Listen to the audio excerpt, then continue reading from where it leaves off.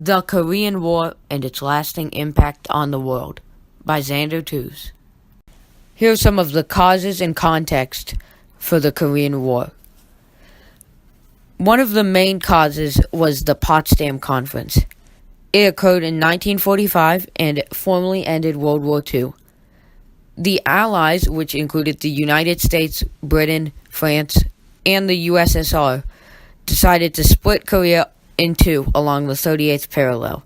This is now known as the DMZ, which stands for the Demilitarized Zone. The North Koreans were communists and supported by the Soviet Union. They were led by Kim Il-sung, and his family, the Kim family, is still in power with Kim Jong-un now at the helm of the North Korean state. South Korea gained U.S. support, and their leader was Syngman Rhee. Another cause was the desire for unification. Kim Il-sung, who we previously mentioned was the leader of North Korea, wanted to unify the peninsula. He launched an invasion backed by the USSR and Communist China. On June 25, 1950, he crossed the 38th parallel, officially starting the Korean War.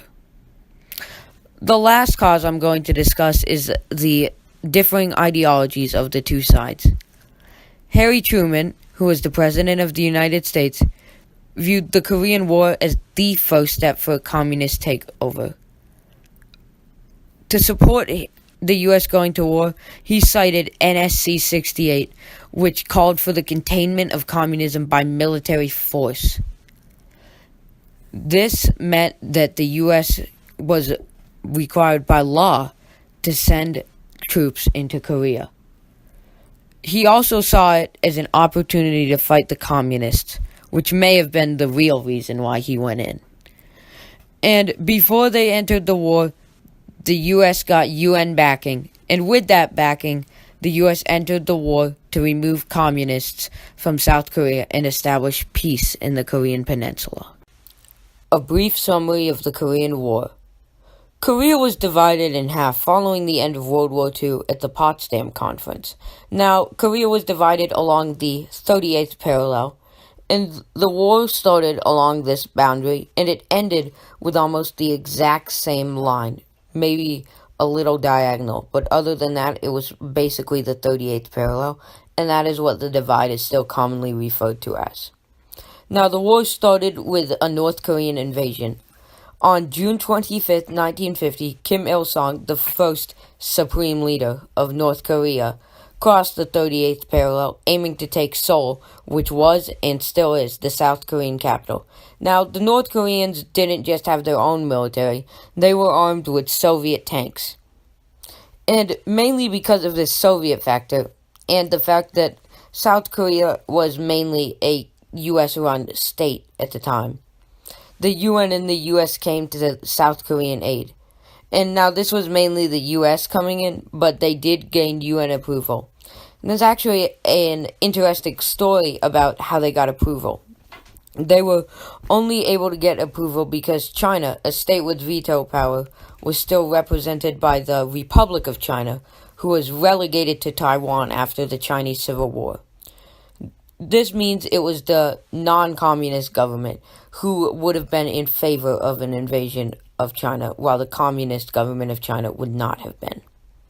The USSR, another state who had veto power, was boycotting the UN because of this decision, and because of that, they could not be present for the vote because, obviously, they were boycotting and weren't showing up. The other states with veto power are the US, UK, and France, and they all voted in favor of aiding South Korea.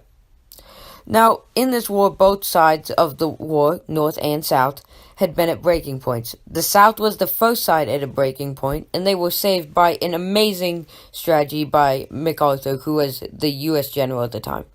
He sent troops by sea to flank the North Koreans from the back, meaning they have to fight on two fronts, and they were able to kind of crush them and push back to the border, which put North Korea at a breaking point, which kind of ties into the next point where China defended the North.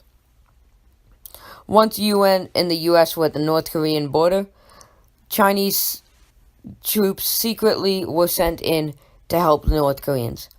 This pushed the UN and US troops back approximately to the 38th parallel, where stalemate has ensued for several decades, and as it's commonly brought up in the news today, with Kim Jong-un saying he wants to end the war once and for all, the war is not technically over, as a treaty has never been signed.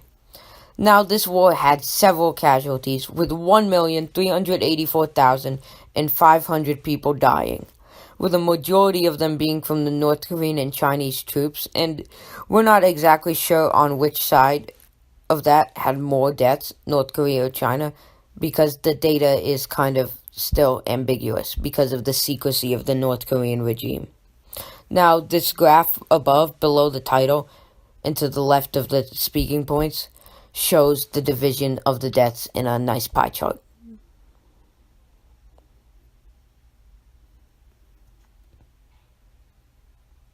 Impact. Starting off the impact section is the Korean War's impact on the military.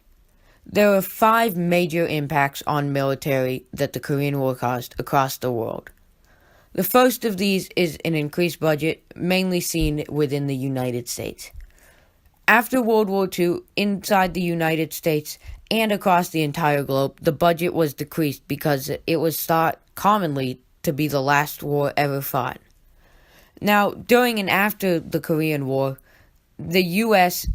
increased their military spending fourfold, and several other major powers increased their military spending. Now, this increase in spending really helped drive home that the U.S. is a major military power and will be for the lasting future. Speaking of strong military, our next point is strong military in the U.S. According to a declassified NSA document, the war laid the foundation for a quote-unquote strong military-industrial complex. Now, part of that was due to the aforementioned increased budget. Now, within the U.S., there were several firsts. According to Dr. C.P. Nehmeyer, the director of Marine Corps History, there was no time to prepare, which had never been seen across the U.S. for a war, helicopter use, which led to the first use of vertical assault, which is basically where you come in from the sky. It's an assault from the vertical direction. Marines were given personal body armor and were also expected to fight in extremely cold conditions. Now, all those things were firsts, but among those firsts, there was also a last, which was the last ever amphibious marine landing, which is basically like on D-Day where the Marines come up out of the water. Now, a new major power that was set up from this war was China. The war established the People's Republic of China, which is Communist China, as a major military power. They were the main force assisting the North Koreans, while the US and the UN were assisting South Korea. China came in when South Korea and the UN were right at the Chinese border, as they didn't want a non-communist nation that close to them. Now, because of this new major military, China has upheld their standing as a major power.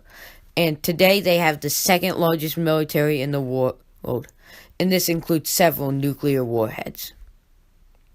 Now, this was also the first modern limited war. Now, what a limited war is a war with no winner. No one wins the war. And this was the first time that the U.S. had entered a war and did not win the war, which was a big deal. And because it proved the U.S. was mortal. They weren't some big war machine that could never lose. And this is one of the 2 wars the U.S. did not win. This one ended in a stalemate, while the other we lost, being Vietnam. Next up is how the Korean War impacted relationships between countries. Starting off, our relationship section is North Korea and the USSR. The USSR, throughout the whole time of North Korea's time on this planet as a country, had been supporting them. They supported them mostly militarily, but they did support them politically and economically as well. And A main unifying factor between the two states is communism.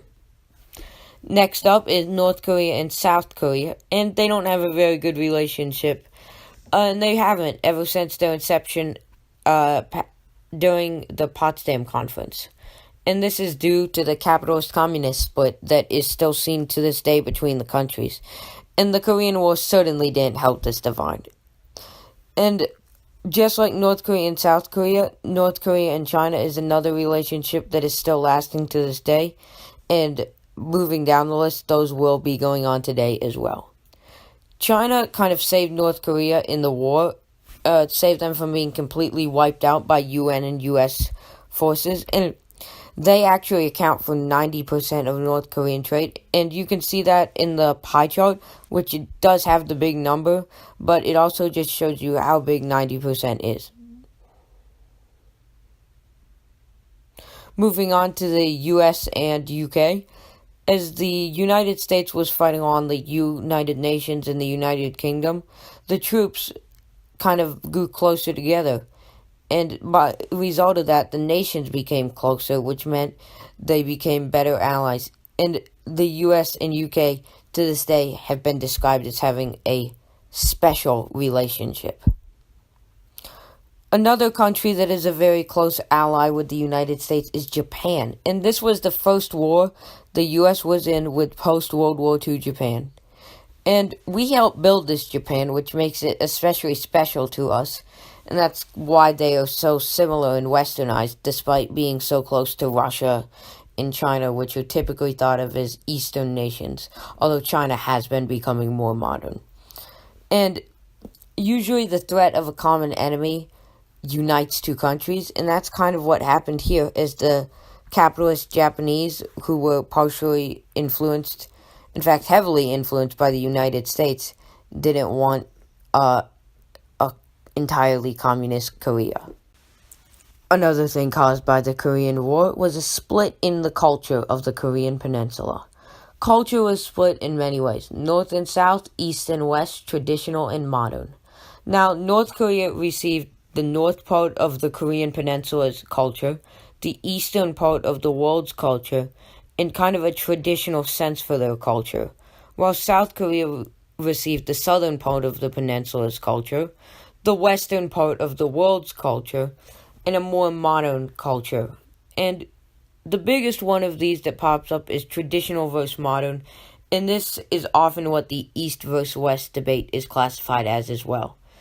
And the two images on the slide depict that. The image on the left is a North Korean festival, where they are just doing a traditional kind of assembly for the people to see from the sports stands. And on the right is a modern westernized South Korean city with a raging nightlife and other exciting Western features. One effect that the war had was in fact the domino effect. Now, the domino effect was about communism spreading, which the US and other capitalist states believed was bad. And the states that are mainly talked about in the domino effect are Cuba, Vietnam, and the Koreas, mainly North Korea. And one way the US attempted to stop the communists from spreading was a military intervention. The US sent in other troops from their nation and also the UN to Korea and Vietnam as an example of this, and it usually didn't go so well. It ended in a stalemate in Korea, one that's still going on to this day, and we actually lost in Vietnam, although Nixon may say differently. And another way we tried to intervene in the spread of communism was covert intervention, and it also didn't go so well. The key time and the biggest time that we tried it was in Cuba with the Bay of Pigs, and if you didn't know, that did not turn out well. We did not assassinate Fidel Castro.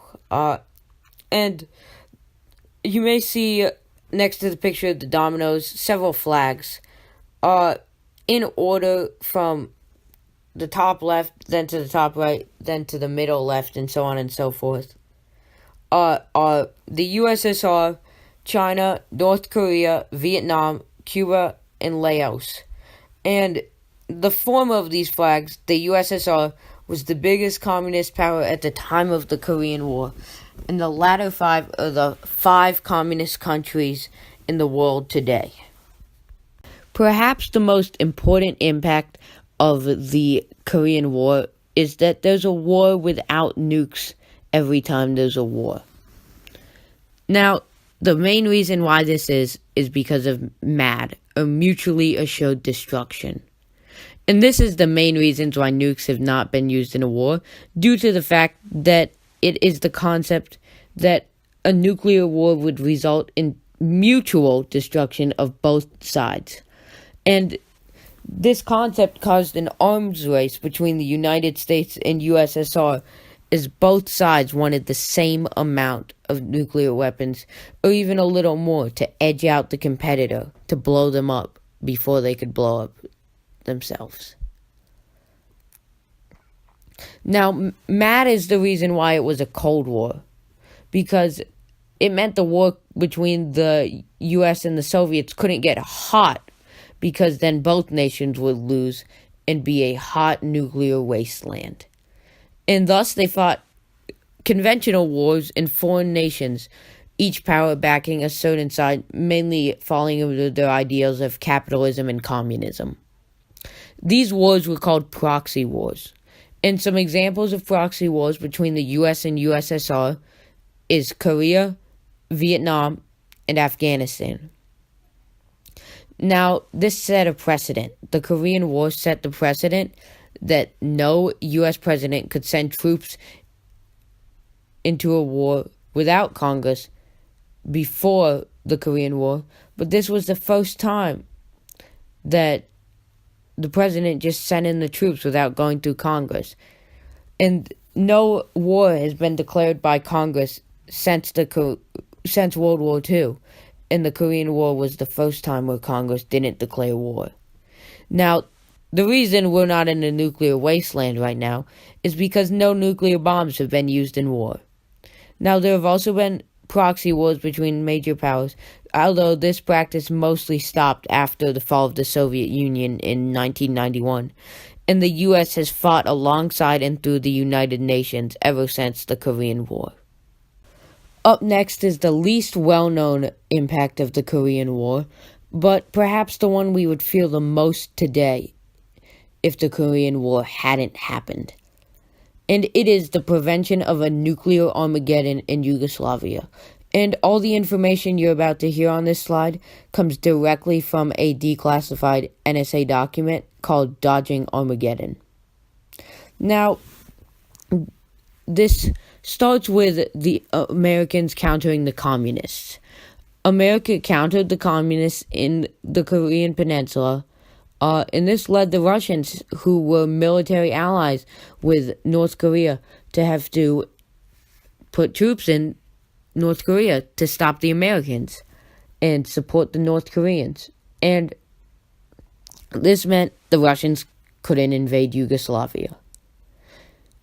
And the reason why the Russians invading Yugoslavia would cause nuclear Armageddon is because of Article 5 of NATO.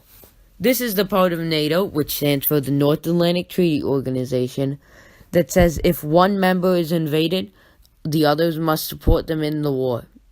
At the time, NATO included the United States, Canada, all of Europe with the exception of neutral states like Switzerland and the Vatican City, some Scandinavian states like Sweden and Finland, and Austria as well.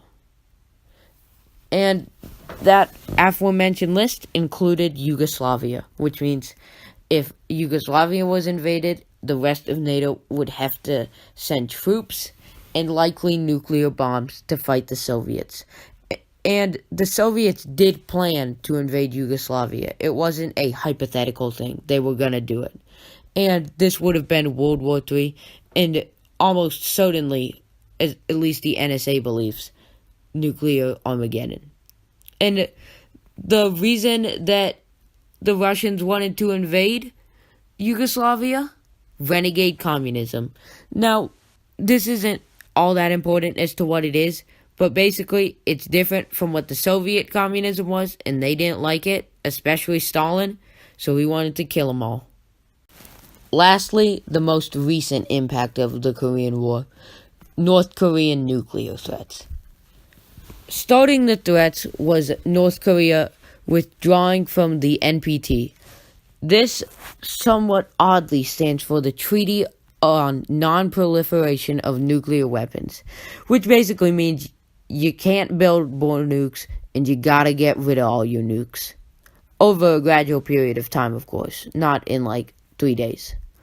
And this allows North Korea to get more nukes, but they still have been met with heavy international sanctions every time they do a test.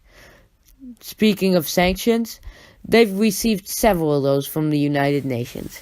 They happen every time North Korea has done a nuclear test since 2006. The UN has put sanctions on them several times, including stopping nuclear bombs, didn't work, not allowing transport of arms in or out, money and precious metal transfers restricted or banned, restrictions on manufactured goods, a cap on oil, which is pretty much the essence of the North Korean economy, and overseas labor. And these only work when the US and China back these up with strong sanctions. Now, North Korea has promised several times to no avail to denuclearize the Korean Peninsula. And they've never once done it, even after several promises. And recent progress has been made, as North Korea blew up their only known nuclear testing site, recently actually, on May 24th of 2018. And this was witnessed by several American journalists, including those from CNN, which the country of North Korea does not typically let inside under any circumstances. But with this recent progress has come some recent threats, going back to 2013, when on January 23rd, North Korea threatened all-out action against the U.S. On May 6, 2015, they threatened to nuke the U.S. mainland. On July 25th, 2017, they threatened to strike the heart of the U.S. On August 9th of the same year, they threatened to strike the U.S. territory/military base of Guam. And on January 2nd, and across kind of the whole opening week of the year, Kim Jong-un, who was the quote-unquote supreme leader of North Korea, and Donald Trump kind of got into it a little bit, talking about the nuclear buttons they have on their desk and whose was more powerful. And lastly, here are my citations to prove I didn't plagiarize this. And these include 5 print sources, 2 primary sources, with the rest being web sources. Thank you for viewing this presentation on the Korean War.